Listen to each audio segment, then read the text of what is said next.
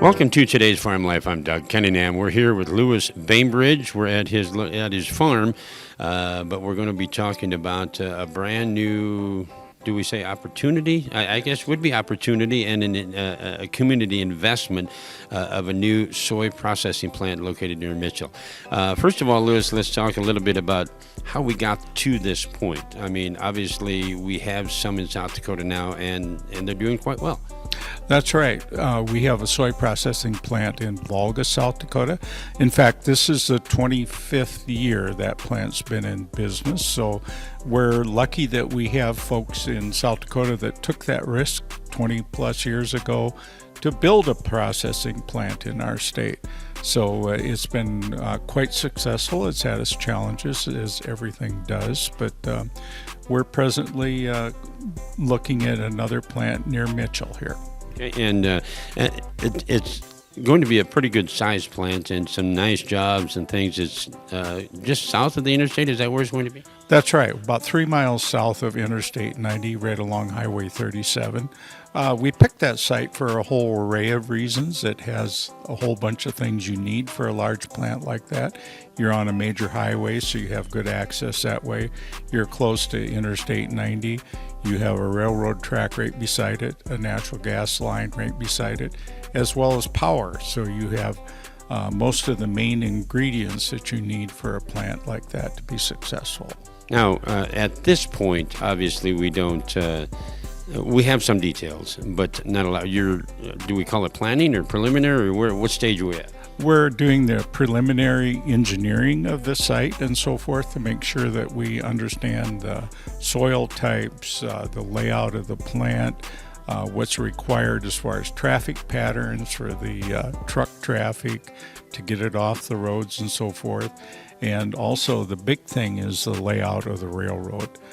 We have to have a design in place for that, and then the railroad has to accept it or change it or whatever. So there's an enormous amount of planning and an enormous amount of money expended just to do that planning.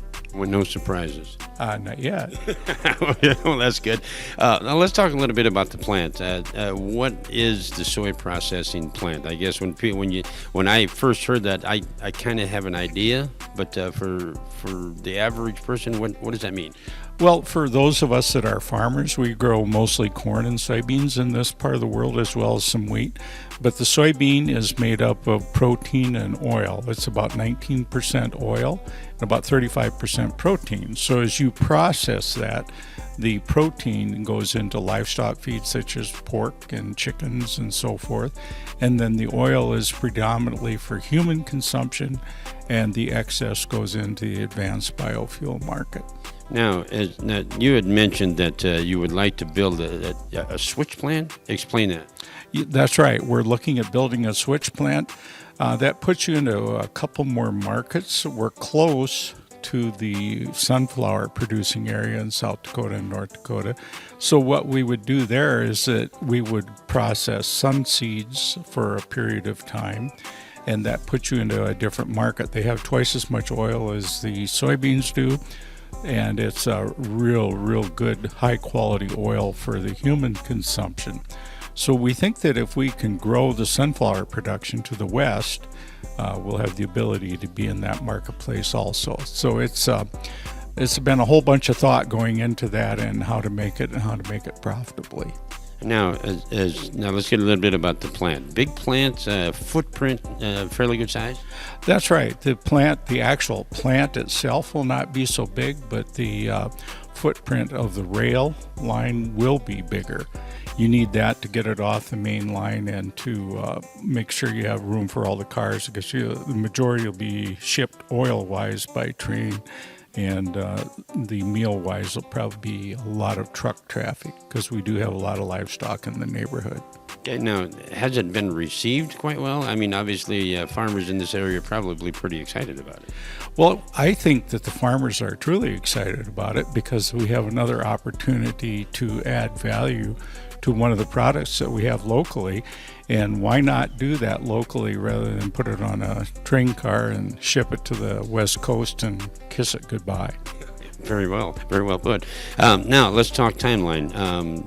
2 years, 4 years, 5 years?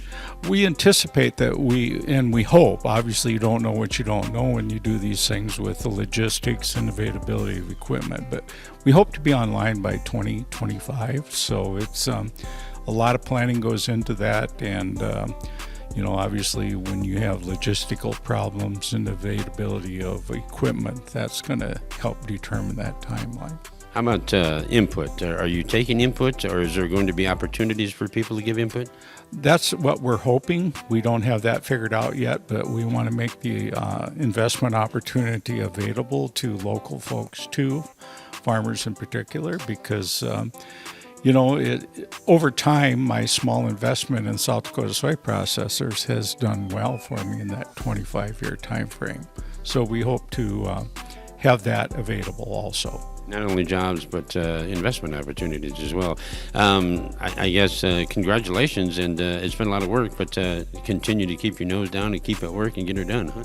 That's right. It's exciting to have a new challenge, and this is definitely going to be a challenge, but it'll be a good one, and it'll be good for the area. Obviously, it increases your tax base. It'll be 50 good-paying jobs, so you have that available to people that are so inclined, and I think it'll be a very, very good deal for the community in general. Yeah, sounds good. We'll look forward to keeping tabs on and keep us up to date, would you? I will do that, and thank you. Okay, sounds good. We're at Lewis Bainbridge's place talking about the new soy processing plant being located just south of Mitchell. Remember, feel good about what you do today, because what you do today is very important. Until next time, for today's Farm Life, I'm Doug Cunningham.